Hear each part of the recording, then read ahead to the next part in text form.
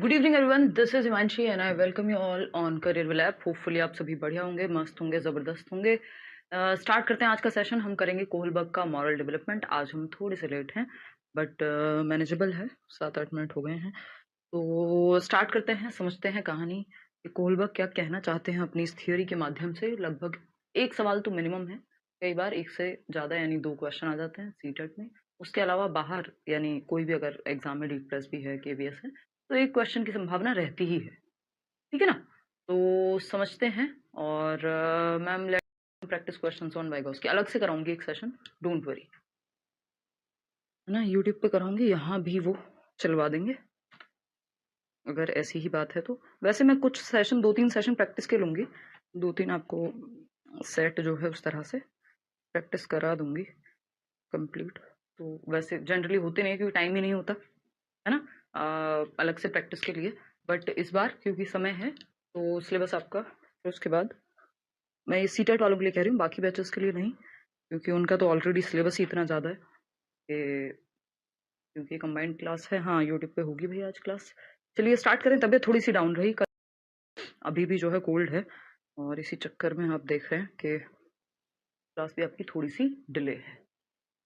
कोई बात नहीं वंदना, अगर नहीं भी तब भी यहाँ कोई दिक्कत नहीं है, इनफ चीज़ें आपको कराई जा रही हैं। इसी को अगर मैंने जो खत्म कर दिया है थियरी में, अगर आपने वो रिवाइज करके दिमाग में बिठा लिया है, और लगभग हर थियरी के साथ में कुछ क्वेश्चन कराती ही हूँ, तो बात बन जाएगी, कोई दिक्कत नहीं है। ठीक है जी।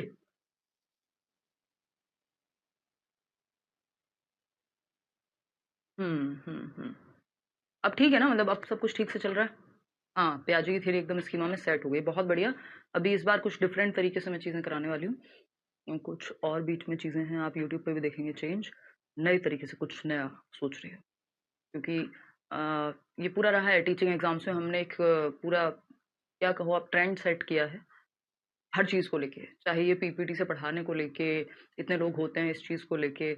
अब एग्जाम्पल्स भी लोग बहुत कॉपी करने लगे हैं, तो अब कुछ नया लाते हैं जिसको कॉपी किया जाएगा तो अच्छा लगेगा। ये पिक्चर्स यूज़ करने का पूरा जो है, मतलब ये मेरा ही स्टाइल रहा है। बाद में बहुत सारे लोग आए हैं, उससे पहले नहीं था यूट्यूब पे, अगर आप देखते या ऑनलाइन अगर आप देखते। तो अभी कुछ और नया इंट्रोड्यूस करते हैं, जिसकी शुरुआत शायद आज से ही हम कर देंगे। आज से ये वाली क्लास शायद यूट्यूब से, और फिर आपको, क्योंकि और उससे मज़ा आएगा आपको।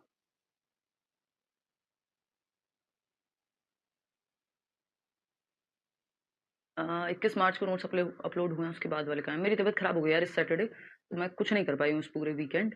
बस एक जगह जाना था संडे को, तो थोड़ी देर के लिए, क्योंकि वो कमिटमेंट थी, तो मैं जा पाई। अदरवाइज पूरा वीकेंड पिछले 3 दिन बहुत अच्छे से नहीं गुजरे हैं। नोट्स जो आए उसका फोटो कॉपी करवा सकते हैं। अभी रुक जाओ, जो लेटेस्ट वाले नोट्स हैं वो शेयर करूंगी, फिर कराना, है ना। अभी सिर्फ उनको पढ़ने के लिए यूज कर लो, उनको निकलवाओ मत। वो पीपीटी वाले नोट्स मिले होंगे ना आपको। चलिए शुरुआत करते हैं आज के टॉपिक की। माय फर्स्ट लाइफ, बहुत बढ़िया, आप लोग अच्छी संख्या में एडमिशन्स अभी भी लगातार ले रहे हैं। और बिल्कुल ये बात मैं जनरली नहीं कहती हूँ, बट मैं कह रही हूँ आज, क्योंकि मुझे खुद रियलाइज हो रहा है कि हम बहुत क्वालिटी वर्क कर रहे हैं, और अभी जो नोट्स आपके पेंडिंग है वो आ जाएंगे तो टॉप नॉच काम हो जाएगा। तो आप बिल्कुल अपने उन दोस्तों को जिनको पेडागोजी समझ में नहीं आती, जिनको दिक्कत होती है, कहीं अटक रहे हैं, उनको बिल्कुल सजेस्ट कर सकते हैं खुलेआम कि हाँ भाई पे, चाहे वो पेडागोजी स्पेशल हो, अगर पेडागोजी डीप में पढ़नी है, और अगर सीटेट की बात करें तो सीटेट कर सकते हैं। तो बिल्कुल आपको अगर अच्छा लग रहा है, आपको मजा आ रहा है पढ़ने में, चीजें समझ में आ रही हैं, तो 4 लोगों का और बेनिफिट हो सकता है। बिल्कुल मिनिमल सी फी है इसमें, ये मत सोचना कि यार फी कोई बहुत बड़ी फीस वीस ऐसा कुछ है नहीं, आपको भी पता है। एक मिनिमम से मिनिमम, अभी मैं ऑफलाइन इस साल जो है, इस साल के सेकेंड हाफ में कुछ बिल्कुल सेलेक्टेड 50-60 लोगों की एक क्लास लूंगी, बिल्कुल ट्यूशन के जैसा फील, एकदम 1-to-1 इंटरेक्शन, और उसकी फीस हम काफी रखेंगे, क्योंकि ऑफलाइन में इंफ्रास्ट्रक्चर उस तरह का है, और फिर ऊपर से लिमिटेड लोगों को चूज करना है, तो कंटेंट यही है, लेकिन मीडियम बदलते ही आप देखते हैं कि फीस में अंतर आ जाता है। तो पैसे से नहीं हम इस चीज़ को तोल सकते, ज्ञान को वैसे भी आप पैसे से कंपेयर नहीं कर सकते, तो उस मामले में भी बहुत एफिशिएंट हैं चीज़ें। चलिए फिर स्टार्ट करें।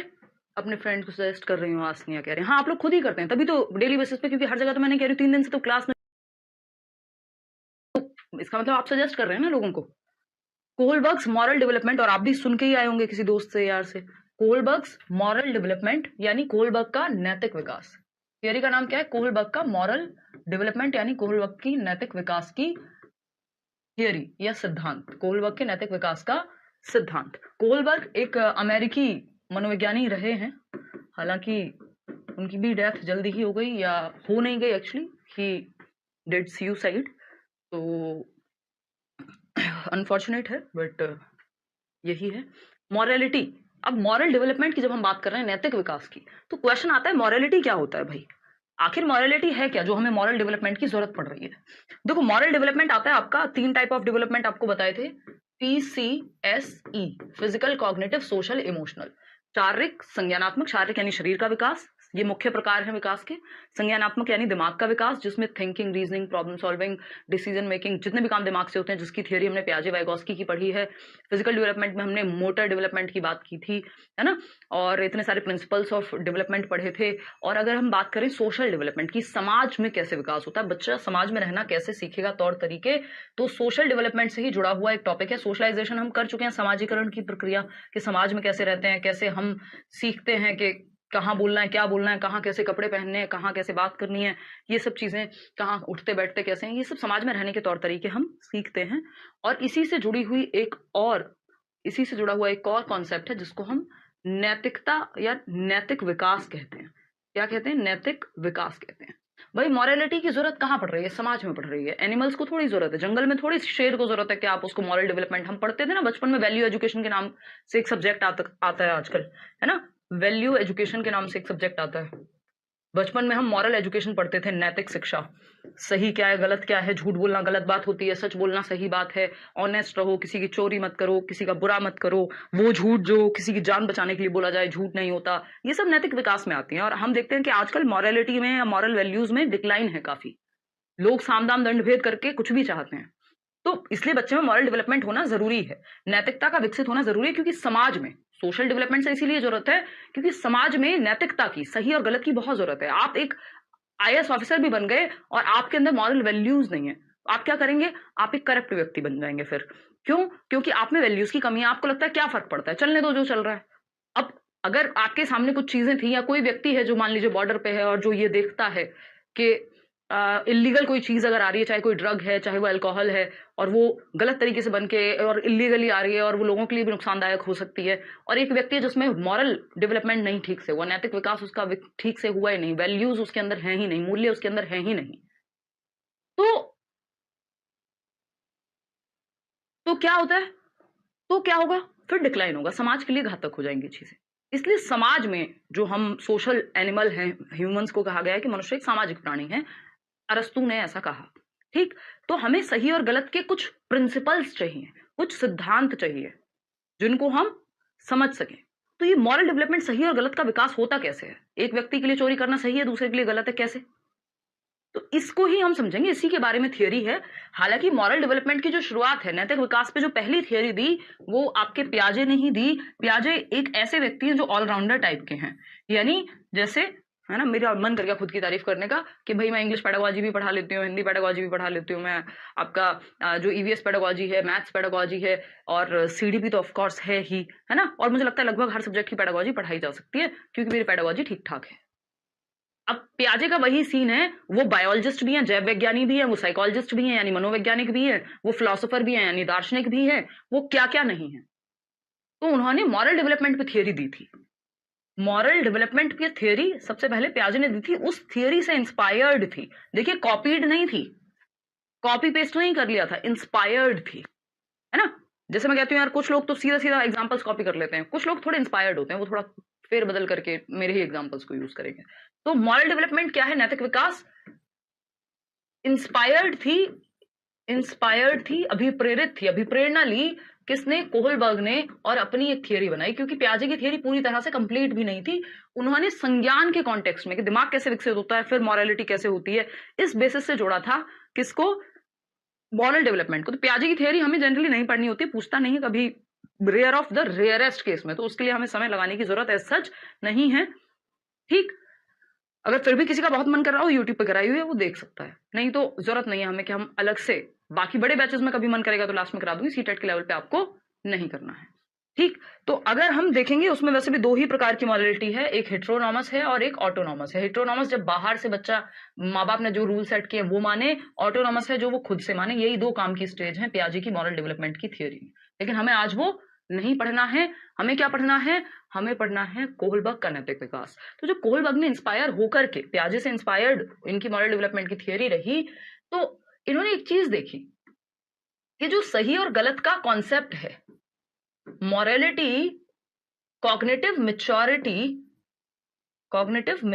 यानी जितना आपका दिमाग विकसित हुआ है, संज्ञानात्मक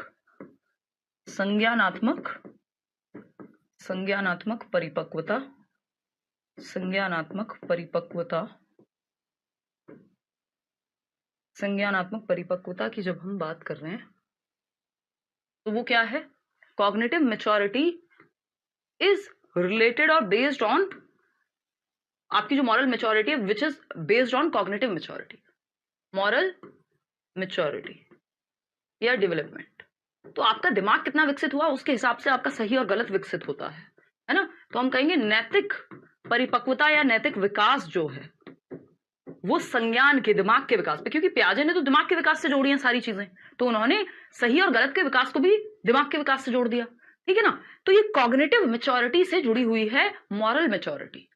यानी जैसे जैसे आपका दिमाग विकसित होगा, 15 साल में जैसे आप डिसीजन लेते हैं, 15 साल के बच्चे के लिए कई बार आपने देखा होगा कम एज के लोग ऐसे डिसीजन कई बार ले लेते हैं, उनको प्यार हुआ तो ऐसा अंधा प्यार हुआ कि वो घर वाले माने ना माने, एज है शादी की, नहीं है, गायब ही हो गए, है ना, इलोप कर गए, विलुप्त हो गए, चले गए भाग के, दोनों साथ में पढ़ाई लिखाई, खाएंगे क्या कुछ नहीं पता, प्यार खाएंगे, प्यार सोएंगे, प्यार से ही जीवन चलेगा। क्योंकि संज्ञान उस तरह से डेवलप होता है टीन एज में, तो आपका सही गलत भी उसी तरह से डेवलप होगा। एक 25 साल का व्यक्ति हो सकता है वो ये कहे यार मैं भाग भाग के तो शादी नहीं कर रहा हूं, है ना, या कर रही हूं, आपको मानना है मान जाओ, नहीं तो मैं कर लूंगा, वो पूरा बातें बता के कि मैं यहाँ पे कोर्ट मैरिज है, आ जाना, आना हो तो, अगर बिल्कुल ही एक्सट्रीम केस है। या हो सकता है वो कहे कि यार आपको नहीं करनी, ठीक है मैं शादी ही नहीं करती हूँ या करता हूँ अगर आप मेरी मर्जी से नहीं करा रहे हैं तो ये क्या हुआ, जैसे जैसे आपका दिमाग विकसित होता है वैसे वैसे आपके डिसीजंस भी चेंज हो जाते हैं, आपका सही और गलत भी चेंज हो जाता है। ठीक है ना? जो चीजें 5 साल में आपको सही लगती थी वो हो सकता है 15 में गलत लगने लगी हो, या जो 15 में गलत लगती थी, जैसे हम उस दिन बात कर रहे थे कि क्योंकि हमने बचपन से हम ऐसे ही बड़े हुए हैं कि जो लोग ड्रिंक करते हैं या अल्कोहल या फिर स्मोकिंग या फिर नॉनवेज, हालांकि मेरे इसमें पर्सनल व्यूज हो सकते हैं कि मैं प्रेफर क्या करती हूँ, बट इसका मतलब ये नहीं है कि अगर कोई इन सब चीजों का कंजम्पशन करता है तो वो इंसान ही गलत है, उसका पूरा कैरेक्टर ही गलत है, वो सबको मारता ही रहता होगा या कुछ गलत ही करता रहता होगा। तो ये क्या सही और गलत की आपकी डेफिनेशन बदल जाती है समय के साथ। समय कैसे? मतलब आपके दिमाग के विकास के साथ। तो पियाजे की थियरी पे क्योंकि ये बेस्ड है थियरी, तो इन्होंने, क्योंकि पियाजे तो कॉग्निटिव डेवलपमेंट की बात करते हैं, तो मॉरल जो आपका डिसीजन मेकिंग है, मॉरल मैच्योरिटी है, मॉरल डेवलपमेंट है, वो बेस्ड होता है कॉग्निटिव यानी संज्ञानात्मक परिपक्वता पे। नैतिक विकास या नैतिक परिपक्वता बेस्ड होती है। क्वेश्चन पूछा जा चुका है बहुत साल पहले, आई थिंक 2018 में पूछा गया था। बहुत जरूरी है और ये समझना चाहिए हमको ये क्लास शुरू करने से पहले ही। ठीक है ना? क्लियर है? बहुत बढ़िया। सुरेश भगत असम से हैं आप लोग, देश भर से जुड़े हुए, मजे की बात है। ठीक, क्लियर है बात? तो इतनी बात क्लियर है भाई, ये कॉग्निटिव मैच्योरिटी पे बेस्ड है मॉरल मैच्योरिटी। अब एक चीज आती है, हम बात कर रहे थे मॉरल है क्या, मॉरलिटी क्या है, नैतिकता क्या है, कौन से खेत की मूली है नैतिकता। देखो, नैतिकता है योर कॉन्सेप्ट और principles about right and wrong, क्या सही है और क्या गलत है, राइट और रॉन्ग के बारे में आपकी जो समझ है या जो सिद्धांत है उसी को हम नैतिकता कहते हैं। कि आप सही और गलत किस बेसिस पे निर्धारित करते हैं, जो आपके प्रिंसिपल्स हैं, जो सिद्धांत हैं, उसी को मैच्योरिटी कहते हैं। क्योंकि किसी का अगर सिद्धांत है, कोई ये मानता है कि यार नहीं, शादी और करियर तो मैं अपनी मर्जी से बनाऊंगा क्योंकि जीवन मुझे जीना है, घर वालों को नहीं।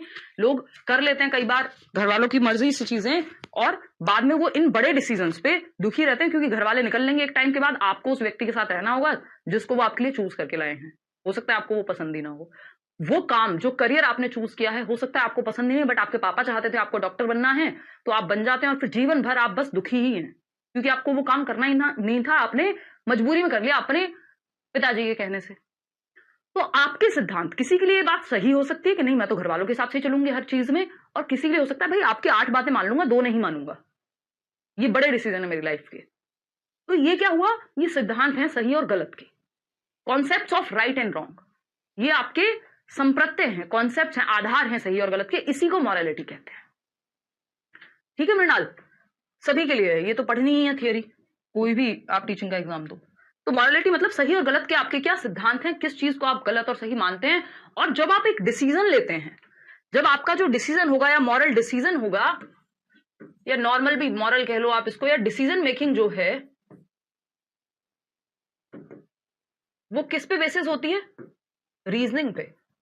भाई जब आप कोई निर्णय लेते हैं, निर्णय निर्माण जिसको हम डिसीजन मेकिंग कहते हैं, किस पे बेस्ड होगा, आपने दिमाग में तर्क क्या दिया है किसी चीज को लेकर के, आपकी रीजनिंग क्या है, तर्कना क्या है, चिंतन क्या है। तर्क या चिंतन पे अगर मैंने ये चिंतन दिया है कि यार करियर और जो लाइफ पार्टनर है अगर मैंने चूज नहीं किया तो शायद मैं खुश ना रह पाऊं, हो सकता है मैं वैसे भी मुझे समस्याओं का सामना करना पड़े, खुद से किसी इंसान को चूज कर लिया और फिर भी गलत निकल जाए, लेकिन वो मेरी गलती होगी और मैं उसके लिए ओपन हूं, बजाय कि कोई और मेरे लिए चूज करके ला दे। और शायद वो अपनी गलतियों को एक्सेप्ट करना या झेलना आसान होता है कंपैरेटिवली दूसरों के मुकाबले, है ना। बेशक आपके पास ऑप्शन होता है, जैसा हम अरेंज मैरिजेस में, किसी चीज के खिलाफ और वो नहीं हूं, मैं आपको जस्ट एग्जांपल्स दे रही हूँ कि अरेंज मैरिजेस में हम कह देते हैं कि यार घर वालों की जिम्मेदारी है, उनको जिंदगी भर कहेंगे बड़ा खराब इंसान ढूंढा, भाई झेलोगे तो आप भी, है ना। दूसरा व्यक्ति जो खुद से चूज कर रहा है, हो सकता है वो किसी को कुछ ना कह पाए, बल्कि घर वाले उसको कहें भाई क्या सामान ले आए थे, है ना, क्या क्या क्या जो है नमूना चुना है तुमने, बट वो आपकी खुद की गलती है। तो ये मेरी रीजनिंग हुई, ये मेरा तर्क हुआ कि नहीं यार ये काम मैं इसलिए करूंगी क्योंकि मेरे पास ये रीजंस हैं, ठीक है ना। हाँ बहुत बढ़िया खुशबू, जैसे खुशबू कह रही है मैंने घर पे बोल दिया भाई कि पहले मैं सेल्फ डिपेंडेंट हूंगी बाद में शादी, तो ये क्या रीजन है आपके पास, है ना। तो रीजनिंग, कोई भी डिसीजन आपका रीजनिंग पे बेस्ड होता है। वो तर्क किस पे बेस्ड होगा, ये रीजनिंग बेस्ड होती है कॉग्निटिव मैच्योरिटी पे, जिसकी बात हम अभी कर रहे थे, कॉग्निटिव मैच्योरिटी पे, यानी संज्ञानात्मक परिपक्वता पे कि आपका दिमाग कितना विकसित हुआ है, आप किस एज में है, संज्ञानात्मक परिपक्वता। और सिर्फ एज से नहीं होता, कुछ लोग सिर्फ जी के चले जाते हैं, उनका दिमाग उतना विकसित एज सच हम कह सकते हैं कि नहीं होता, कई बार रूढ़िवादी रह जाते हैं। तो कॉग्निटिव मैच्योरिटी यानी संज्ञानात्मक परिपक्वता की जब हम बात कर रहे हैं, तो संज्ञानात्मक परिपक्वता पे बेस्ड होता है आपका तर्क, क्योंकि अलग अलग उम्र में अलग अलग रीजन आप खुद को देते हैं, सिंपल बात है। कोई कह रहा समान ही बोलते हैं घर वाले, फिर एग्जैक्टली है ना, फिर उनको वो इंसान नहीं नजर आता, फिर वो ऐसा ही लगता है उनको, मैं मेरी गलत इंसान से हो गई। देखिए होता है कई बार, जीवन है कोई बात नहीं, कई बार ठीक है, इस पे लंबी चर्चा नहीं करेंगे, नहीं तो ये शादी का मुद्दा बन जाएगा थियरी से ज्यादा। ठीक, तो अगर हम देखें डिसीजन मेकिंग, यानी आपका जो निर्णय निर्माण है वो एक तर्क पे आधारित होगा, और ये तर्क किस पे आधारित होगा, आपका दिमाग कितना विकसित हुआ है, आप कॉग्निटिव मैच्योरिटी कितनी है। तो कॉग्निटिव मैच्योरिटी यानी आप डिसीजन मेकिंग के लिए एक तर्क लगाते हैं, वो तर्क किस पे आधारित होता है, जो मॉरल रीजनिंग है आपकी वो कॉग्निटिव मैच्योरिटी पे आधारित होती है। बहुत बढ़िया ज्योति, क्लियर है। चलिए बहुत खुशी की बात है, क्लियर है। तो मॉरल रीजनिंग यानी नैतिक तर्क, होता क्या है नैतिक तर्क, भाई राइट जाऊं कि लेफ्ट जाऊं, ये सही है कि गलत है, किस पे डिपेंड करेगा, आपके तर्क पे, आपने खुद को तर्क क्या दिया है। यदि एक चोर भी ये कह रहा है नहीं नहीं देखो लोगों ने कितना करप्शन किया हुआ है, मैं तो चोरों से चोरी कर रहा हूं, है ना, तो ये उसका तर्क हो गया।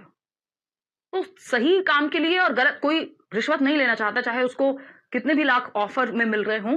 मतलब जैसे हम बात करते हैं कि भाई जो लोग एग्जाम्स क्रैक करते हैं, है ना, बड़े रैंक लाते हैं, चाहे वो यूपीएससी से लेके, मैं जानती भी हूँ ऐसे कई लोगों को, और मेरे खुद के कई लर्नर्स हैं, है ना, जो जिन्होंने रैंक 1 लेके आए, मान लीजिए D2+ में इस बार किरण, या और भी इतने सारे लर्नर्स हैं जो इतनी अच्छी अच्छी प्यारी प्यारी रैंक लेके आए, आपके केंद्रीय विद्यालय से लेके D+B से लेके, और अलग अलग स्टेट जॉब्स में भी बिहार में लोग सिलेक्टेड हैं, कहाँ कहाँ नहीं है देश भर में। तो सारे लर्नर्स भागे भागे आते हैं, कुछ को होता होगा लालच, हो सकता है वो कहीं और से कुछ ले भी लेते हो, है ना।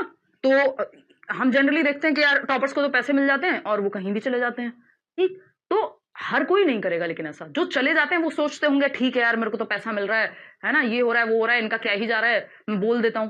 दूसरा व्यक्ति हो सकता है वो कहे नहीं यार पैसा मिले ना मिले, मैं इनसे पढ़ा हूं, इन्हीं को दूंगा क्रेडिट, या अपनी जर्नी जेन्युइनली शेयर करूंगा। कुछ लोग फेम के चक्कर में चले जाते होंगे, जबकि हम किसी से पूछते भी नहीं है।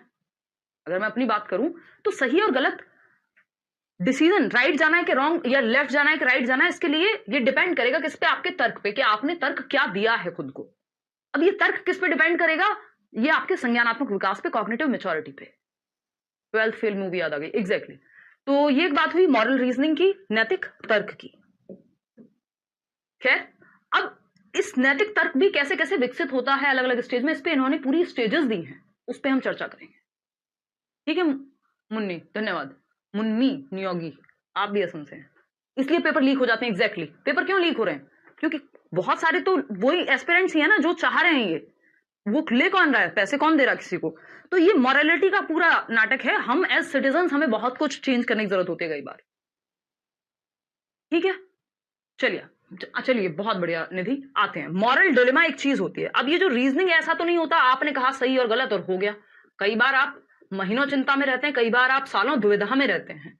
इस रीजनिंग में भी दुविधा क्रिएट हो सकती है ना, दिमाग में दुविधा हो सकती है, जिसको डिलेमा कहते हैं अंग्रेजी में। तो मॉरल डिलेमा यानी नैतिक दुविधा। कई बार डिसीजन लेने के लिए हम जो रीजनिंग लगा रहे होते हैं हम उससे सेटिस्फाइड ही नहीं होते। हम कहते हैं यार मम्मी को थोड़ी करनी है शादी, तो मुझे करनी है। ये शादी वाला एग्जांपल सबको समझ आता है, यंग कंट्री है हम, है ना। तो शादी तो मुझे करनी है, मम्मी को थोड़ी रहना है उसके साथ। फिर आप कह रहे हैं यार मम्मी ने तो जीवन भर से देखो मुझे कितना खाना खिलाया, सोचा मेरे बच्चे बड़े होंगे, ये करेंगे वो करेंगे, समाज में लोग उनको ये कहेंगे वो कहेंगे। अब आप डिलेमा में हैं, अब आप दुविधा में हैं। यहां लेफ्ट जाऊं कि राइट जाऊं, ये चूज करूं कि ये चूज करूं, अब आप दुविधा में हैं। इतना आसान नहीं होता ना कि बस ये और ये। तो आप जब दुविधा में हैं तो आप एक तर्क लगाएंगे इस दुविधा से निकलने के लिए, एक रीजनिंग देंगे। लेकिन ये आसान नहीं होता।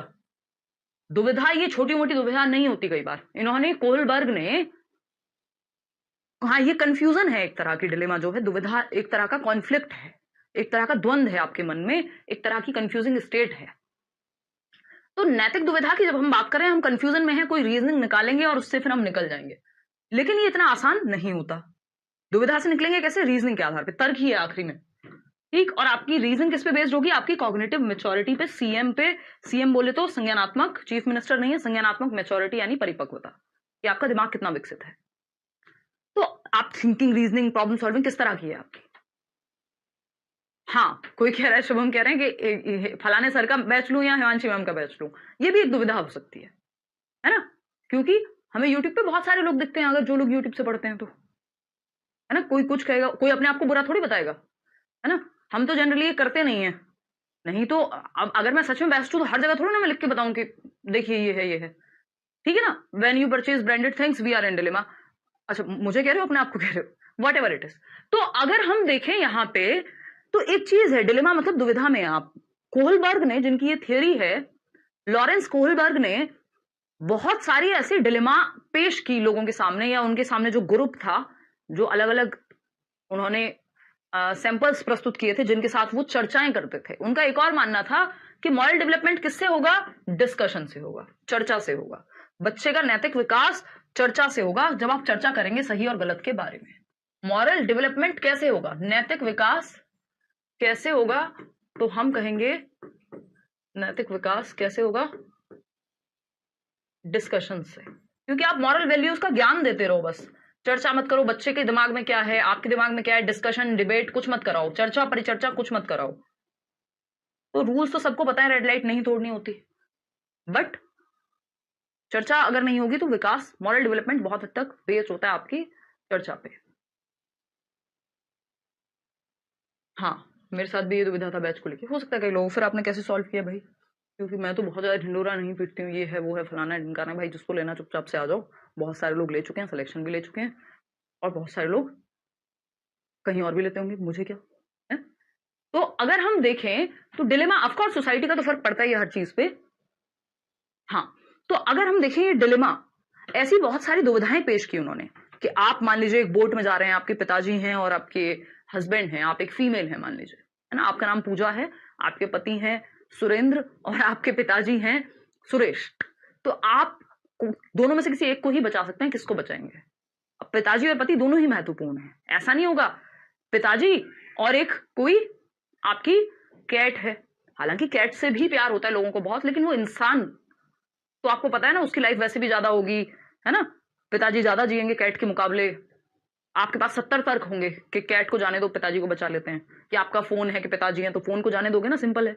ये मुश्किल होती है दुविधाओं का मतलब, ये जब जिसमें आप उलझ जाएं। इतनी मुश्किल, दोनों चॉइसेस ही इतनी मुश्किल है कि आसान नहीं है चूज करना। बहुत बड़े रागिनी, क्लियर है बात? ठीक है जी। तो अगर हम, आपने डिसाइड कैसे किया ये बताओ। जितने भी लोग इस बैच में आए फिर उन्होंने डिसाइड कैसे किया, इस दुविधा को दूर कैसे किया, अगर दुविधा थी तो बताइए। ज्योति बहुत बढ़िया।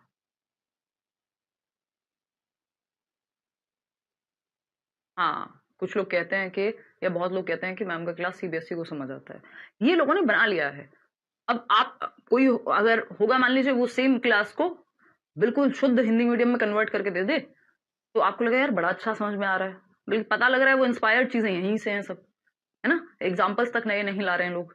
तो तो ये होता है, ये मैं भी सुनने को मिलता है मुझे भी। तो अगर आप, मैं यही बात कहती हूँ, जब आप 5वीं तक के भी अगर टीचर बनेंगे आपको हिंदी और इंग्लिश दोनों समझ में आनी चाहिए एटलीस्ट। और ऐसा नहीं मैं यहाँ कोई प्योर इंग्लिश में तो पढ़ा नहीं रही हूँ, है ना। तो अगर हम समझना ही नहीं चाहते, अपने कंफर्ट जोन से बाहर ही नहीं जाना चाहते, तो क्या ही कर सकते हैं। नोट्स आपको बाइलिंगुअल मिल रहे हैं, हमको मेरे दोस्त ने बताया हिमांशु मैम बेस्ट है। चलिए बहुत बढ़िया जी। तो अगर हम देखें दुविधा आती क्यों है, क्योंकि हम, हमारी चाह और हमारी कंडीशनिंग, हमारे दिमाग में जो डेटा है वो अलग अलग दिशाओं में जा रहा होता है। हमारे दिमाग में ये भी सही है, ये भी है, ये भी है, ये भी है, हमें ये भी चाहिए, ये भी चाहिए, ये भी चाहिए, दोनों कुछ चाहिए, तो दुविधा तो क्रिएट होगी। हाँ साक्षी, ये लोग जान के करते हैं ये सब चीजें ना। कुछ टीचर्स का ही आजकल ये काम बन गया इंटरनेट पे कि उनकी क्लास से ज्यादा, उनके बोर्ड से ज्यादा आपका ध्यान उनकी शक्ल पे होगा, चाहे वो उनके मेकअप के कारण हो, चाहे वो उनके हाईलाइटेड बालों के कारण हो, वॉट एवर इट इज। ये उनकी नैतिकता है कि उनको ये चीज सही लगती है, जबकि टीचिंग में ये चीज सही नहीं है। आप कल को केंद्रीय विद्यालय का इंटरव्यू देने भी जाएंगे तो आपको कोई बैठने भी नहीं देगा वहां, अगर आप इतना लाउड मेकअप करके चले गए तो। टीचर की एक गरिमा है ना। तो ये सबका अपना सही गलत है, अब इंटरनेट पे तो ये चीजें होती नहीं है। नैतिक दुविधा की अगर हम बात करें यहाँ पे, तो रीजनिंग यानी तर्क, क्या है भाई तर्क, वो डिपेंड करेगा आपके दिमाग के विकास पे। तो ऐसी बहुत सारी दुविधाएं पेश की, मॉरल डिलेमाएं, किसने, कोहलबर्ग ने, जिसमें से एक बहुत फेमस डिलेमा है, एक फेमस स्टोरी है। ऐसी बहुत सारी स्टोरीज दी और फिर क्वेश्चन पूछा क्या करोगे, तो वो दुविधा हो गई। तो अगर हम देखें, एक बहुत फेमस डिलेमा है हाइंज डिलेमा, हिंज की दुविधा भी कह देते हैं कई लोग। बहुत बढ़िया प्रियंका, सभी लोग आपकी ही तारीफ करते हैं, धन्यवाद जी। आंसू आ जाएंगे मेरे इतने एक दिन में एक साथ इतनी तारीफ सुन के आप लोगों से। बहुत बढ़िया निहारिका, मुझे तो दुविधा नहीं थी, मेरा तो फिक्स था करियर से पढ़ना है। स्कूल में पढ़ाती हूँ मैं, एक मैम ने ले रखा था, उन्होंने सजेस्ट किया था। पूछूंगी मैं एक दिन आप लोगों से, ये मैंने कभी सवाल पूछा ही नहीं, आज बात करते करते आया जब ये दुविधा की बात आई कि आपको किसने बताया है, आपने क्यों लिया कोर्स। लेकिन अब चीजें समझ आने लगी, तो वो इंग्लिश भी समझ में आने लगी। एग्जैक्टली अंजलि, अगर आपका इंटरेस्ट होता है तो ऐसा थोड़ी, फारसी थोड़ी एक बिल्कुल आपको पता ही नहीं है। भाई 2-4 शब्द तो आप आजकल मूवी देखने जाएंगे वो नहीं समझ में आएंगे आपको, फिर वहां भी आ रहे हैं। तो भाषा तो समय के साथ बदलती ही है ना। बहुत बढ़िया चंदन, मेरे होने वाले हस्बैंड ने आपके क्लास के बारे में बताया था। आज तो भाई मन लगा दिया आपने पढ़ना, ऐसी ऐसी जगहों से पता लग रही है आपकी क्लास में पढ़ने का कुछ और ही मजा है, इंटरेस्टिंग। धन्यवाद सरोजनी, हमें किसी ने बताया था कि अच्छा पढ़ाते हैं, यही पता था बेस्ट हैं, बट आप बेस्ट हैं, बट मुझे आप बहना सकते हो, मतलब समझी नहीं गुरप्रीत। मेरे भी फ्रेंड ने बताया था, यूट्यूब पे देखा था। हाँ मैं हिंदी मीडियम से हूँ, लेकिन आप जो भी पढ़ाते हो माइंड में सेट हो जाता है, क्योंकि आपकी इच्छा है सीखने की। हाँ बिल्कुल, हो सकता है तहसीन। चलिए बहुत बढ़िया, यूट्यूब से आपसे पढ़ती थी, CDP मेन हिमांशु सिंह। हाँ बिल्कुल होंगे Sapna, you are the best young teacher. धन्यवाद सारिका, मुझे तो बहुत लोगों ने कहा कि क्लास मैम की क्लास लो, मैंने खुद से डिसाइड किया कि आप बेस्ट हो। हाँ तो सबका अपना अपना तर्क है ना यहाँ पे, ठीक है, कोई दिक्कत नहीं है। ये थियरी हम 2 दिन में ही कंप्लीट करेंगे, मुझे दिख रहा है, क्योंकि मैं जितना बैकग्राउंड उठा के चल रही हूँ टाइम लगेगा, और समझ के ही अगर हम चलें तो बेटर है, कोई जल्दी नहीं है हमें। बहुत बढ़िया कंचन, नाम बहुत सुना था आपके बारे में, बट सच में आप सबसे अच्छी टीचर हैं, अभिषेक कह रहे हैं। धन्यवाद जी। भैया ने बोला, भाई आज तो आपकी पूरे कहानियां पता लग रही हैं मुझे, ये पहली बार हो रहा है। आज तक सारी ही बैचेस में मैंने पूछा नहीं कभी कि आपको कहाँ से पता लगा है, आप कैसे आए, या बैच तक कैसे आए। I was sure I wanted to join you because you are amazing in explanation. मुझे तो आपका एटीट्यूड अच्छा लगा, हर्षद कह रहे हैं। यही एटीट्यूड कई लोगों को लगता है घमंड है शायद, है ना, बट जो लोग मुझे जानते हैं ऑफकोर्स ऐसा तो कह ही नहीं पाएंगे। और बनाओ भाई, स्केड्यूल नहीं बन पा रहा है तो मुझे मेरी फ्रेंड ने बोला 2023 में। अच्छा शिवानी, मेल कर दो फिर। धन्यवाद, धन्यवाद प्रबिता, आप बहुत अच्छा पढ़ाते हैं, धन्यवाद। No dilemma for me, someone refer to you. आपका एकदम रियल लाइफ एग्जांपल देते हैं, बिल्कुल। और करेबल ऐप पर एसटी क्लास में मज़ा कम आ रहा है, पीपीटी यूज़ नहीं हो रही। कोई बात नहीं, वो हर टीचर का अपना तरीका है पढ़ाने का। इसका मतलब ये नहीं मैं पीपीटी यूज़ करती हूँ सबको करनी चाहिए, वो मेरा तरीका है। तो ऐसा देखो, दिमाग को ना इतना रिजिड नहीं कर लेना कि ऐसा होगा तो हमें समझ आएगा, नहीं तो नहीं आएगा। एक बार खुले दिमाग से किसी को मौका देना होता है कि 2-4 दिन लेते हैं जब हम क्लास, कई बार तब हम एक कनेक्शन बिल्ड कर पाते हैं टीचर के साथ। कई बार तो हमें अपने माँ-बाप भी अच्छे नहीं लगते ना, हो जाता है ना जीवन में 1-2 बार ऐसा, या कई बार भी हो सकता है, हस्बैंड वाइफ, गर्लफ्रेंड बॉयफ्रेंड हो सकता है। तो वो समय देना होता है चीज़ों को कई बार। पहली बार में आपका पढ़ाया वो समझ आ जाता है, फिर दूसरों के बारे में सोचने का मौका ही नहीं मिला। चलिए बहुत बढ़िया, आपका क्लास देखते हैं 90% आपको पढ़ाया वो समझ आता है। बिहार में 90% स्टूडेंट्स आपका क्लास देखते हैं, बड़ी बात है शिल्पी, क्योंकि वहाँ हार्डकोर हिंदी मीडियम वाले स्टूडेंट्स हैं और उनको दिक्कत होती है कई बार। बट हाँ, ये मुझे बहुत लोग बताते हैं कि वहाँ नोट्स भी ऐसे पायरेटेड बिकते हैं और बहुत सारी चीज़ें होती हैं, और बिहार से हमारे भी लर्नर्स आते हैं। बहुत बढ़िया शिल्पी।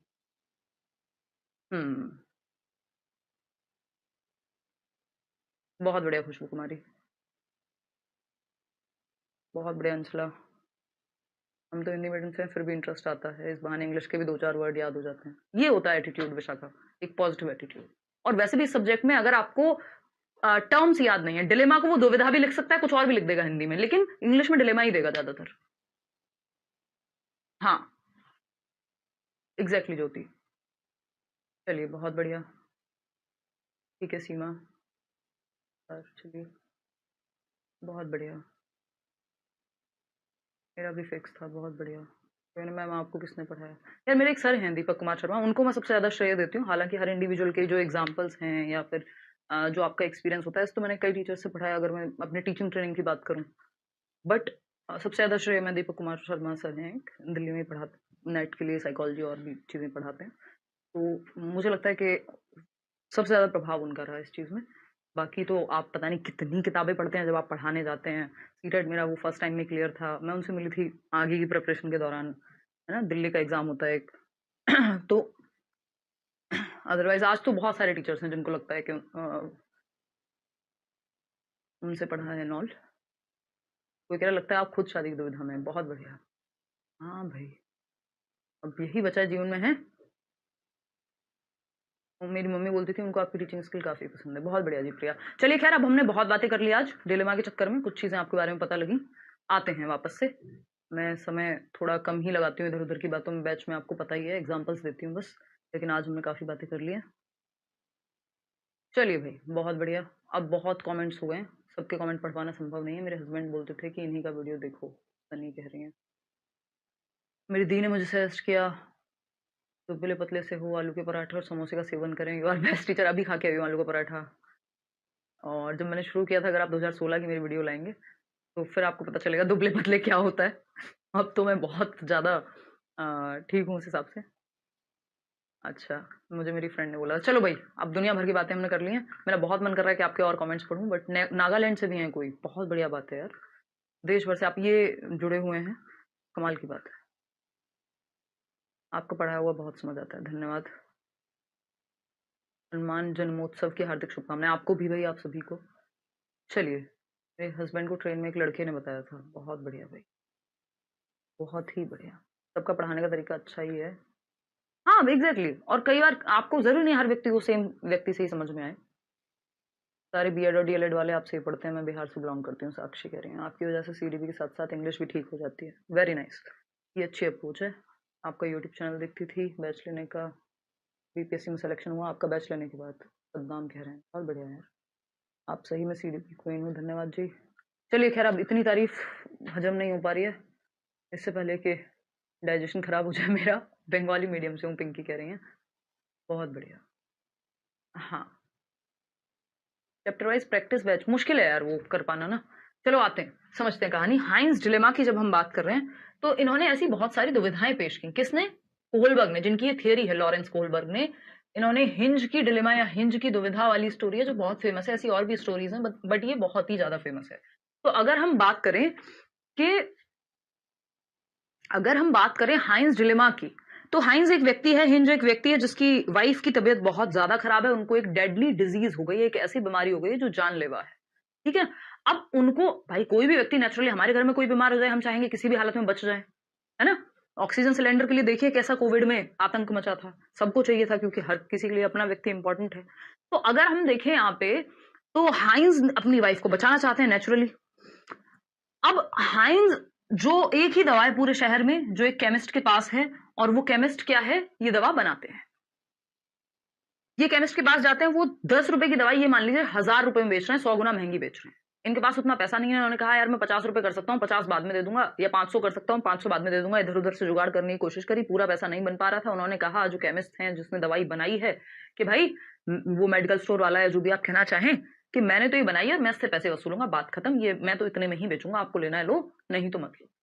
अब हाइंस के सामने दुविधा है, या तो वो, एक ही रास्ता बचता है उसके पास, या तो वो चोरी करे उस दुकान में जाकर के, उस केमिस्ट की या मेडिकल शॉप में जाकर के, या फिर वो क्या करे भाई, या तो वो चोरी करे, या फिर वाइफ को let her wife die, let his wife die, मरने दे, छोड़ दे मरने के लिए, कि भाई पैसे नहीं, अब क्या कर सकते हैं, या फिर चोरी कर ले जाकर के। अब यहां पे ये दुविधा है, हाइंस क्या करता है, बाद में जाकर के रात को जाता है, ब्रेक इन करके चोरी करके ले आता है उस दवा को, और वाइफ की जान बचा लेता है। फिर इस ग्रुप से, जिस ग्रुप पे ये एक्सपेरिमेंट हो रहा था, जिनको ये स्टोरी सुनाई जा रही थी, उनसे पूछा गया कि क्या हाइंस ने सही किया चोरी करके। तो अगर हम देखें यहां पे, तो पूछा कि कुछ बच्चों ने जिनकी एज कम होगी, उन्होंने कहा नहीं, जेल हो सकती है इसलिए।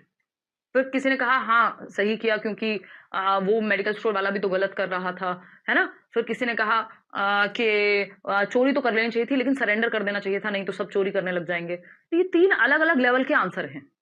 कोई कह रहा है कि जेल हो सकती है इसलिए चोरी मत करो, दूसरा कह रहा है कि जो है सरेंडर कर देना चाहिए था, समाज के लिए खराब हो जाएगा, तीसरा कह रहा है कि सही किया क्योंकि वो भी गलत कर रहा था, है ना। तो ये सब क्या है, ये अलग अलग रीजंस थे, अलग अलग स्टेज के बच्चों के, टीनेजर्स तक इन्होंने लोगों को शामिल किया था। तो 3 चीजें यहाँ पे निकल के आई इस स्टोरी से, कि Heinz shouldn't steal the drug since it would be breaking the law. ये नियमों को तोड़ना होगा, अगर हाइंस ने ड्रग जो है चोरी की, तो इसलिए उसको चोरी नहीं करना चाहिए, क्योंकि नियम नहीं तोड़ना है। Heinz should steal the drug and accept any prison sentence. जो भी उसको ही लोग होते हैं ना, किसी की जान ले ली चले गए, वो आपने देखा होगा ऑनर किलिंग के केसेस में भी कुछ ऐसा होता है कि मान लीजिए किसी फैमिली ने अपने ही बच्चे की जान ले ली और फिर जाके सरेंडर कर रहे हैं कि देखो मैंने उसको ये किया, तो मेरी गलती है, मुझे वो कर लो, है ना। जैसे अभी ये एक पंजाब में एक सिंगर की डेथ हुई थी, डेथ क्या मर्डर हुआ था एक्चुअली, सिद्धू मूसेवाला, आपको पता ही होगा। तो लॉरेंस बिश्नोई जो भी उनका ग्रुप है, गैंग है, उन्होंने कहा कि हम लेते हैं जिम्मेदारी, ठीक है। इसको मैं सही गलत नहीं कह रही हूँ, ये एक लेवल है मॉरलिटी का, ठीक। तो ये होगा, या फिर Heinz should steal the drug and not go to prison as this is unfair. चोरी तो कर लेनी चाहिए बट प्रिजन नहीं जाना चाहिए, यानी प्रिजन मतलब जेल नहीं जाना चाहिए। क्यों? क्योंकि वो भी गलत कर रहा था भाई। तो आएंगे इस पे कि कौन सी बात, ये अलग अलग स्टेज और अलग अलग लेवल ऑफ मॉरलिटी के लोगों ने, कौन किस स्तर पे, उस पर डिपेंड करेगा कि उसने क्या जवाब दिया होगा। तो इन्होंने 3 स्तर निकाले मॉरलिटी के यहां से। एक स्तर है प्री कन्वेंशनल मॉरलिटी, यानी पूर्व पारंपरिक स्तर। हर एक स्तर में कन्वेंशनल वर्ड जरूर यूज हुआ है, यानी पारंपरिक या परंपराओं से तो बनता है सही और गलत। तो यहाँ पे प्री कन्वेंशनल मॉरलिटी 4 से 10 साल, ये अलग अलग बुक्स में अलग अलग स्टेजेस मिल जाएंगी, लेकिन ये ओवरऑल क्या है, एक मोटा मोटा आइडिया के लिए, क्योंकि इस स्टेज में एज उतनी महत्वपूर्ण नहीं है जितनी आपकी ये लेवल्स हैं।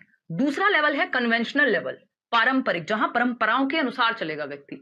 पूर्व पारंपरिक परंपराओं को कुछ पता ही नहीं है, 4 से 10 में खाना मिल गया, मजे आ गए, जिसने चॉकलेट दे दी वो बढ़िया, ठीक। तो पारंपरिक स्तर है 10 से 13 वर्ष का।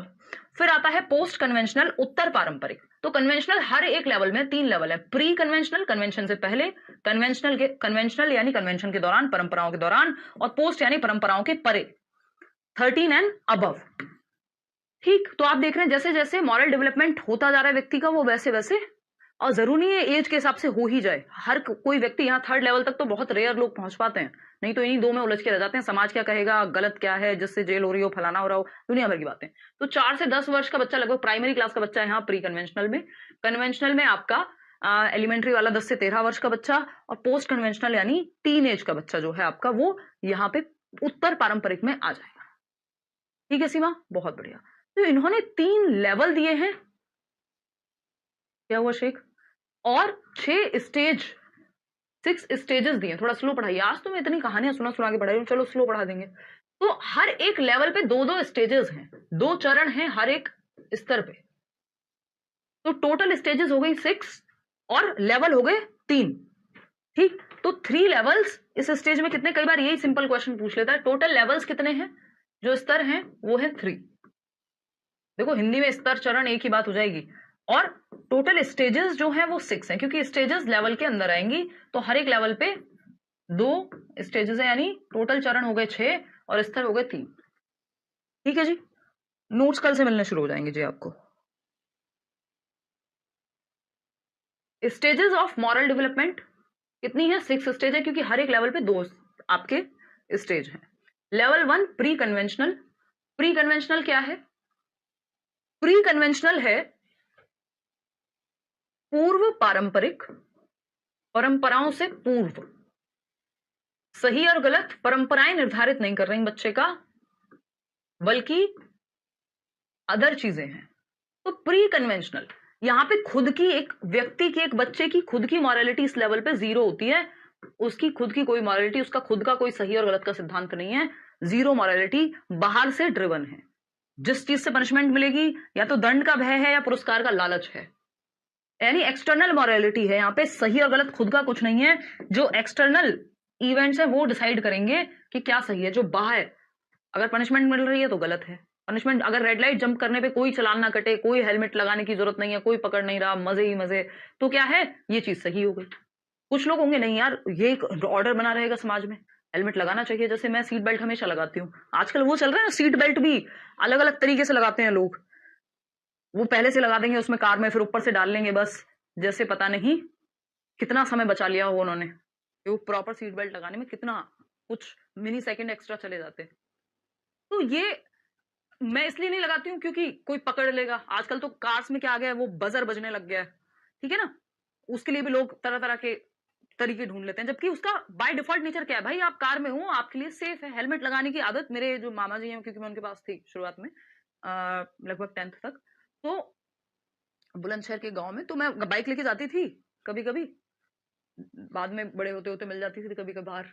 ठीक, तो उसमें क्या होता था, तो वो हेलमेट का उनको हमेशा रहता था कि नहीं हेलमेट लगा के जाना है। शुरुआत में तो मुझे भी बोझ लगता था, जबकि वहां तो छोटे शहरों में कहाँ चेकिंग होती है, लेकिन फिर लगा के जाने लगी, मुझे बड़ा अच्छा लगने लगा। आज तक, अब तो खैर 2 व्हीलर बहुत सालों साल हो जाते हैं हाथ लगाए हुए, रेयर हो जाता है, बट ऐसा कभी नहीं होता कि मैं हेलमेट ना लगाऊं। अगर ऐसा हो रहा है कि बिल्कुल आप 100 मीटर पे ही जा रहे हो, वो भी अंदर अंदर, तो बात अलग है, बट वो आदत हो गई और वो अच्छा लगता है कि धूल नहीं आती, मिट्टी नहीं आती, कुछ नहीं आता। ठीक, तो ये क्या हुआ, मेरा जो हेलमेट लगाना है वो इस बात पे निर्धारित नहीं है कि फाइन कटेगा, है ना। वो स्पीड, आजकल दिल्ली में कैमरास लग गए हैं, बट वो कई बार पता नहीं लगता अच्छी रोड की वजह से कि 50 है लिमिट और इंसान हो सकता है 60 पे हो, वो एक अलग चीज है।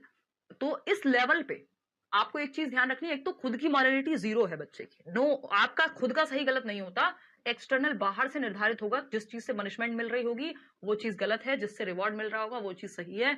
यहाँ पे बच्चे का खुद का सही गलत कुछ नहीं होता। 4 से 10 वर्ष का बच्चा है, कितना ही सही गलत उसका खुद का होगा अभी, ठीक है ना। तो इसमें 2 स्टेजेस हैं प्री कन्वेंशनल पे, परंपराओं से पूर्व, पूर्व पारंपरिक या प्री कन्वेंशनल स्टेज में। पहली स्टेज है ओबीडियंस एंड पनिशमेंट, यानी दंड और आज्ञा पालन। दूसरा है इंडिविजुअलिज्म एंड एक्सचेंज या पर्सनल रिवॉर्ड ओरिएंटेशन, या tit for tat, mutual exchange भी कह देते हैं इसको, इंडिविजुअलिज्म एंड एक्सचेंज को, इसके कई नाम हैं। तो आज्ञाकारिता एवं दंड, पहली स्टेज, पहला चरण। दूसरा है स्वलाभ मानसिकता, मुझे किस चीज में फायदा होगा, मेरा बेनिफिट क्या है इसमें। तो ये 2 स्टेजेस हैं। पहली स्टेज को समझते हैं, इस लेवल को कर लेते हैं, बाकी के दोनों लेवल हम कल भी कर सकते हैं। ओबीडियंस एंड पनिशमेंट, ठीक है शाइस्ता। अगर हम देखें यहाँ पे,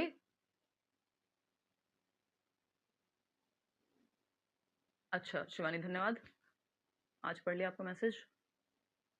आंखों में भी कुछ नहीं जाता रजनी, बिल्कुल। क्या पूछा है सुधा आपने, तो अगर हम बात देखें यहाँ पे, हाँ, तो कह रहा है मैं कार ड्राइव नहीं कर पाता हूँ, कोई बात नहीं, अभी आपकी प्रायोरिटी कुछ और हो सकती है, बाद में सीख लोगे। आपकी टीम का बहुत बहुत धन्यवाद सर, धन्यवाद, अंडरस्टैंडिंग योर टीचिंग, चलिए बहुत बढ़िया।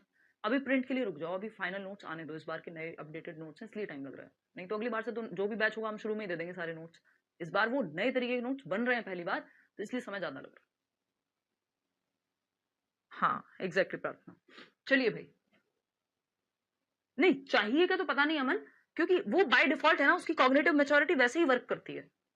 हम ये नहीं कह रहे कि 4 से 10 वर्ष में उसको बाकी दुनिया का सोच लेना चाहिए, यार वो बच्चा है, उसके दिमाग पे उसका जो लेवल है वो वैसे ही सोचता है उस तरह से उस उम्र में, है ना। ओबीडियंस एंड पनिशमेंट ओरिएंटेशन, ये पहली स्टेज है। आज्ञाकारिता एवं दंड। ओबीडियंस मतलब हम कहते हैं ना बड़ा ओबीडियंट बच्चा है, यानी मानता है बात को, आज्ञा का पालन करता है, तो आज्ञाकारिता एवं दंड। इसीलिए फिर कुछ मम्मियां कहती हैं यार बचपन में तो ये सारी बात मानता था, अब पता नहीं इसको क्या हो गया है, वो उसका लेवल अलग हो गया है।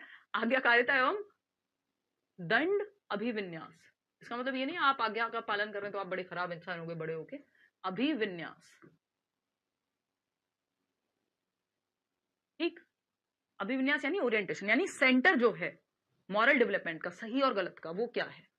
तो यहाँ पे पनिशमेंट और ओबीडियंस ही सेंटर है, यानी आज्ञा का पालन करोगे तो आप सही काम कर रहे हो। पनिशमेंट से बचने के लिए आज्ञा का पालन करेगा वो, यानी होमवर्क कर लो नहीं तो थप्पड़ पड़ेगा। पहले तो माँ बाप होते थे ना, जो हमसे पहली जनरेशन में तो यही कहा गया है, आप में से भी कुछ लोग हो सकते हैं जिनके साथ ये हुआ हो, नहीं तो अगर मैं अपने मामाओं की बात करूं या तो उस समय पे क्या होता था कि सिंपल कह दिया जाता था मास्टर जी को या जो भी मैडम होती थी कि काम करना है यार, हड्डी हड्डी हमारी खाल आपकी, यानी खूब पीटो, खूब धो दो बच्चे को, कोई फर्क नहीं पड़ता, पढ़ लेना चाहिए। तो अब वो क्या करेगा, पढ़ किस लिए रहा है, वो दंड से बचने के लिए, पनिशमेंट मिलेगी अगर होमवर्क नहीं किया तो, इस पनिशमेंट से बचने के लिए वो कोई काम करता है। ये है पहली स्टेज, 4 से 10 वर्ष का बच्चा है, कोई भी काम है, पापा डांट लगाएंगे, पापा गुस्सा करेंगे अगर ये नहीं किया तो, कुछ पनिशमेंट, दंड से बचने के लिए आज्ञा का पालन करना, है ना। अगर आज्ञा का पालन किया तो फिर ठीक है बात, फिर तो मम्मी अपने साथ ले जाएंगी, कहेंगे हाँ, वो होता है ना कुछ माँ बाप कह देते हैं, बच्चा मान लो दूध ना पी रहा हो, है ना, कुछ और खाना ना खा रहा हो, खेल जा यार तुम मेरे से बात मत करियो, मैं नहीं बनूंगी तेरी मम्मी, इस तरह की बातें सुनी है हमने, है ना। मैं तेरा पापा नहीं हूं भाई, मैं तेरी मम्मी नहीं हूं, तू तो गंदा बच्चा है। अब ये दंड से, इस फीलिंग को अवॉइड करने के लिए बच्चा क्या करेगा, अगली बार आज्ञा का पालन करेगा।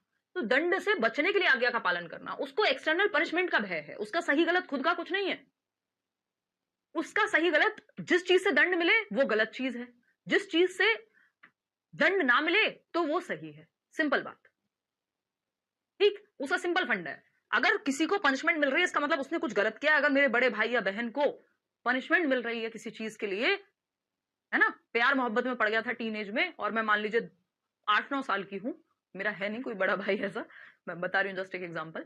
तो अब मैंने देखा मम्मी पापा उसकी पिटाई कर रहे हैं कि जाओगी गर्लफ्रेंड के साथ, तो मैंने सोचा यार इसने गलत किया है, लड़की से बात करना गलत होता है, ये क्यों किया इसने। तो मेरे लिए पनिशमेंट जिस चीज को मिल रहा है, हो सकता है इसमें वो गलत है नहीं है, वो आगे की स्टेज में समझ आएगा, अदरवाइज उस समय पे आपको वो चीज सही लग रही होगी, क्यों, क्योंकि जिस चीज से पनिशमेंट मिले वो काम गलत है, उसके पीछे की इंटेंशन क्या है, कुछ नहीं, ठीक है जी। हाँ स्वाति, आजकल के बच्चे बिल्कुल चेंज हो गए, ठीक। तो पनिशमेंट से बचने के लिए आज्ञा का पालन करेगा, जिस चीज से पनिशमेंट मिलेगी वो चीज गलत है, सिंपल।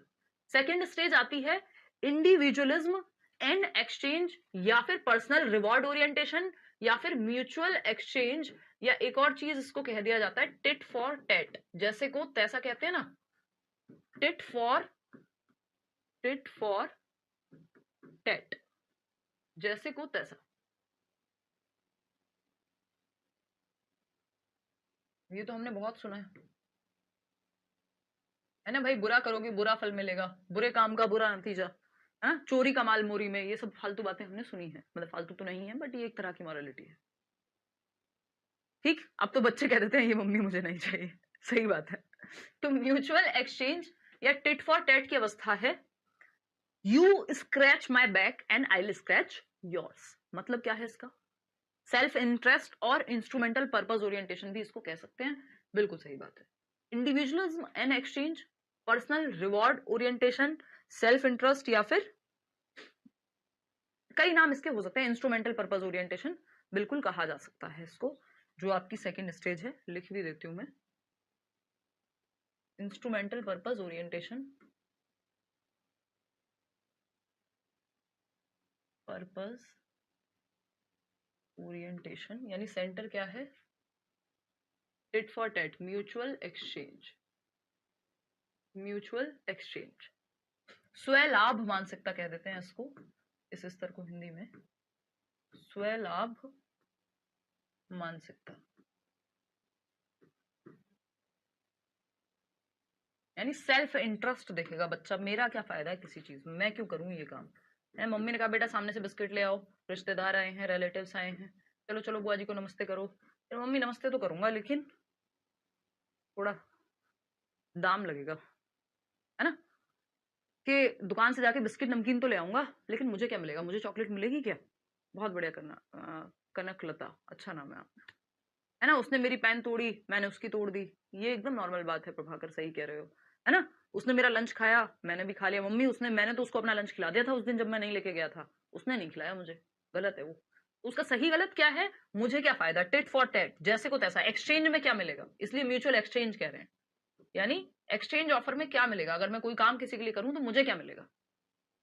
तो बच्चा यहाँ पे एक और चीज जिसको हम कहते हैं, you scratch my back, you scratch my back, यानी तुम मेरी बैक खुजली करो और मैं तुम्हारी करूंगा। You scratch my back and I will scratch yours, and I will scratch yours. बात ठीक है नहीं, बात ठीक है या नहीं ये बता दीजिए, ठीक है। तो यहाँ पे वो सेल्फ इंटरेस्ट देखेगा कि मम्मी मैंने आज के, दो बच्चे लड़ रहे होते हैं इस उम्र में, बहुत होता है ये, दो बच्चे लड़ रहे हैं क्लास में, गई मैडम कि क्यों लड़ाई कर रहे हो भाई, मैम इसने मेरा पेन ले लिया, तो वो कहेगा नहीं इसने भी तो मेरी रबड़ ली थी, है ना, कि इसने भी तो मेरी इरेजर नहीं दी थी तो मैंने पेन नहीं दिया इसका वापस, या इसने मेरा पेन तोड़ दिया मैंने इसकी कॉपी फाड़ दी। इस तरह के क्वेश्चंस आते हैं पेपर में, give and take, exactly Swati, give and take, मुझे क्या मिलेगा, फायदा मेरा क्या होगा किसी काम को करने में, है ना, मैं किसी के लिए कुछ क्यों करूं, और आजकल दुनिया इस पे बहुत चल रही है, गिव एंड टेक, मैं क्यों किसी का भला करूं जब मेरा नहीं किया तो। ऐसे अगर हम सोचने लग जाएंगे तो दुनिया में कोई अच्छा काम नहीं करेगा, कोई समाज के लिए कुछ अच्छा नहीं करेगा, हर चीज में हम देखेंगे मेरा क्या फायदा, और अदले का बदला, एग्जैक्टली यानी हम बचपन में कहते थे ना। तो ये जरूरी नहीं, अगर आप नोट डाउन नहीं कर रहे हैं। कोई कह रहा है ma'am is it necessary to make notes, I don't know why I don't like making notes, बहुत लोगों को नहीं पसंद होता, कायदे में करना चाहिए अगर बना सकते हो तो, बट आजकल नोट्स हम वैसे ही दे रहे हैं, और अच्छे टीचर्स आपको ऐसे ही नोट्स देंगे कि आप अगर उनको हाईलाइट करके मल्टीपल, देखो कुछ भी करके दिमाग में जाना चाहिए, आपको लिख के तो आना नहीं है, कोई सब्जेक्टिव पेपर तो है नहीं यूपीएससी का, ऐसे तो लिखना नहीं है, तो दिमाग में सेट हो जानी चाहिए चीजें, आपको बनाने नोट्स खुद से बनाओ, नहीं बनाए ये बेस्ट तो होता है कि आप खुद से बनाएं क्योंकि याद भी हो जाता है, नहीं बना पा रहे हो फिर भी दिमाग से रिवीजन इतने कर लो कि दिमाग में बैठ जाए, ठीक है ना रक्षांशु। चलिए बहुत बढ़िया, उसने मुझे मारा मैं भी मारूंगा ऐसे कैसे हो जाएगा भाई, है ना। अर्चना जी कह रही मेरी दो बेटियां हैं वो ऐसी करती हैं, हाँ ऐसे करते हैं बच्चे, हाँ रियल एग्जांपल्स हैं एग्जैक्टली। हाँ कल मैंने इसका टिफिन शेयर, इसके साथ टिफिन शेयर किया था, आज ये अपना नहीं कर रहा, वो कहे भाई क्या लाया है, कि मम्मी ने आज तो, आजकल तो ये चलता है ना, हेल्दी नहीं है, और स्कूल में ले जाना तो बिल्कुल हेल्दी नहीं है कि आप पास्ता मैगी स्कूल में ले जाएं, एक तो वो मैदा पहले से, ऊपर से उसको ठंडा कर लिया आपने, उसका पानी वानी सब सूख गया, और देते हैं माँ बाप टिफिन में, बड़ी मतलब ताज्जुब की बात है, मुझे बड़ा अजीब लगता है ये सोच के, तो कि ये इसने मेरे को पास्ता तो टेस्ट नहीं कराया, मैंने तो इसको मैगी टेस्ट करा दी, अब उसको ये बदले में मुझे भी चाहिए, give and take, pure give and take. मैं इसमें एग्जांपल देती हूँ, कोई आप मंदिर गए, कोई आपकी चप्पल पहन गया, आप किसी और की पहनाए, यार मेरी भी तो कोई पहन के गया था, ऐसे थोड़ी होता है, बट ये चेन किसी को तो ब्रेक करनी पड़ेगी ना, ठीक है जी। चलिए इतना याद कैसे रखिए, ये तो प्यारी प्यारी सी बातें हैं यार, टॉय शेयरिंग के लिए फाइट, हाँ कि मुझे तो अपनी डॉल दे दे तो मैं तेरे को ये दूंगा या दूंगी, है ना। तो ये टिट फॉर टैट वाली स्टेज है, सेकंड स्टेज सेल्फ इंटरेस्ट की। कुछ लोग पहले फेसबुक जब नया नया आया था तो ये स्टेटस लगाया करते थे ना, उसमें वो स्टेटस का ऑप्शन था, पता नहीं क्या कहते थे, कवर पेज कहते थे शायद, my attitude will always be based on how you treat me, कि भाई मेरा एटीट्यूड, मैं अच्छों के लिए अच्छा हूं और बुरों के लिए बहुत बुरा, मतलब क्या, जैसे को तैसा वाली स्टेज पे हूं, ठीक है ना। जबकि गांधी जी कह रहे हैं कि अगर कोई एक गाल पर हैपट मारे दूसरा भी आगे कर दो, अब आज के समय में ये चीज बड़ी इम्प्रैक्टिकल लगती है हमें कई बार, है ना, लेकिन वो उनकी अपनी एक मॉरलिटी थी सही और गलत की, कि हाँ भाई चलो हाथ मिलाओ, फाइनल डन, डील डन, मतलब मुझे क्या मिल रहा है और तुम्हें क्या मिल रहा है, दोनों मैच कर गए हैं, ठीक है जी। तो ये कहानी हुई, क्लियर है। लेवल 2, और ऐसा होता भी है बहुत बार, ऐसा नहीं है, ऐसा बहुत बार होता है, कुछ रिश्ते ऐसे चलते ही है। मतलब आप हर किसी से, क्योंकि मैंने पर्सनली इस चीज में देखा है कि आप हर्ट होते हैं, जो लोग बहुत ज्यादा, मैं ये नहीं कह रही हूँ अपनी तारीफ कि मैं कोई भगवान हूं या मेरे अंदर कोई नेगेटिव इमोशन नहीं होगा या कुछ, ऐसा नहीं है। बट जब आप जैसे मैं उस तरह के इंसान हूं कि मैं हमेशा हर चीज में से ये एक्सपेक्ट नहीं करती मुझे क्या मिलेगा। और ये मैंने थोड़ा सा कंडीशन किया खुद को टाइम के साथ, क्योंकि दुनिया में ये चीज हमेशा वर्क नहीं कर पाती कि आप थोड़े सेल्फलेस होके घूमे, है ना। फिर आपका बहुत खराब आपके साथ स्थिति बन जाती है, और फिर आप हर्ट होते रहेंगे और गलत लोगों से गलत एक्सपेक्टेशन रखेंगे। तो आपको फिर उस हिसाब से आप सीख लेते हैं कि ठीक है किससे कितना रखना है, नहीं तो दिक्कत आती है। तो ठीक है, मतलब सबके लिए अलग अलग हो सकती हैं चीजें। अब लेवल 2 पे जाएंगे। अब हमने लेवल 1 में, लेवल 2 पे हम कल जाएंगे, लेवल 2 और लेवल 3 को करेंगे, फिर क्रिटिसिज्म करेंगे, फिर क्वेश्चंस करेंगे कैसे पूछे जाते हैं। अगर हम देखें यहाँ पे, तो लेवल 1 में हमने क्या देखा, लेवल 1 में 2 स्टेजेस हैं, आज का रिकैप कर देते हैं, क्योंकि सास भी कभी बहू थी, पहले अध्याय में आपने ये देखा है ना। हाँ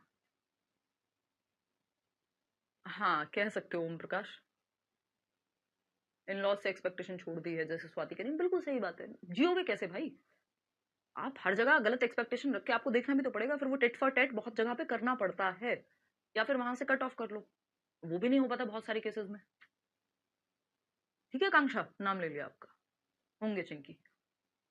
तो अगर हम देखें लेवल 1 में हमने देखा किसके बारे में, प्री कन्वेंशनल मॉरलिटी के बारे में, पूर्व पारंपरिक। कन्वेंशनल, कन्वेंशन को आप ट्रेडिशंस भी कह सकते हो, तो अगर पेपर में लिखा जाए कोई दिक्कत नहीं। प्री कन्वेंशनल मॉरलिटी यानी पूर्व पारंपरिक स्तर, जिसमें बच्चे की खुद की मॉरलिटी 0 है। पूर्व पारंपरिक स्तर, पूर्व पारंपरिक स्तर, 4 से 10 साल के करीब का कहीं बच्चा होगा। ठीक है जी। अगर हम देखें यहाँ पे परंपराओं से पहले का stage, no self morality, no self, right और रॉन्ग का कोई खुद का सिद्धांत नहीं होता।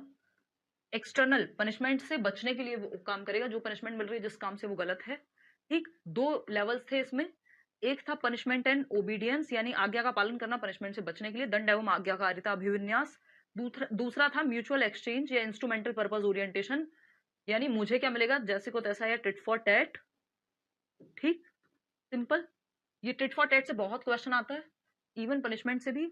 अगर सिंपल पेपर में लिखा हो भैया कोई चोरी नहीं की, राम ने चोरी नहीं की क्योंकि उसको जेल हो जाती, आपने रेड लाइट जंप नहीं की क्योंकि घर पे चालान आ जाता, इसका मतलब आपकी मॉरलिटी पहले स्तर पे है। आपका रीजन सिंपल है कि आपको दंड से बचना था। ठीक है ना। तो ये हुई बात। और पहले लेवल में भी कौन सी है, सेकंड स्टेज है, mutual exchange, tit for tat, जैसे को तैसा, you scratch my back and I will scratch yours, punishment and obedience. Sorry, पहले लेवल में पहली ही स्टेज है, क्योंकि आपने पनिशमेंट से बचे हैं ना, दंड से बचने के लिए आज्ञा का पालन किया है, रेड लाइट का पालन किया है, दंड से बचने के लिए, चालान से बचने के लिए। म्यूचुअल एक्सचेंज क्या है, टिट फॉर टैट, मुझे क्या मिलेगा बदले में, वो सेकंड स्टेज है, बच्चे ने टिफिन शेयर नहीं किया एंड ऑल, बहुत होता है। लेवल 2 हम कल करेंगे। कोई आपका डाउट हो तो आप फटाफट से पूछ लीजिए, नहीं तो आज की क्लास को यहीं समाप्त करते हैं। तुम मुझे खून दो मैं तुम्हें आजादी दूंगा, एग्जैक्टली ये मैं पहले कहा करती थी, तो वो भी टिट फॉर टैट है एक तरह का, और लोगों में थोड़ी सी आग उसमें आती है अंदर से। हालांकि कुछ चीजें टिट फॉर टैट में अच्छी भी होती है ना, अब जैसे तुम मुझे खून दो मैं तुम्हें आजादी दूंगा, इसमें बुरा क्या है, देश के लिए तो अच्छा था। ठीक है ना। तो ये हमेशा बुरी नहीं होती टिट फॉर टैट, वो आप कैसे यूज कर रहे हैं वो आप पे है। एक यही जगह है जहां मैरिड वुमेन खुल के बोल लेती हैं, आंचल बातला कह रही हैं, बिल्कुल। और मुझे इस चीज से बड़ी तकलीफ होती है कि मतलब दोनों तरफ से ही हमें सबको एक एक कदम बढ़ाना चाहिए, चाहे वो महिलाओं हो या पुरुष, महिलाएं हो या पुरुष हो। ऐसा नहीं है एक साइड कोई गलती नहीं होती, महिलाएं कुछ गलत नहीं करती, बट दोनों ही साइड से एक एक कदम। बट हमारे रिश्ते आजकल ना, आजकल क्या है, ये हमेशा से रहा है, अब थोड़ा ज्यादा हो गया, ट्रांजैक्शनल हो गए। मतलब बेनिफिट क्या मिलेगा,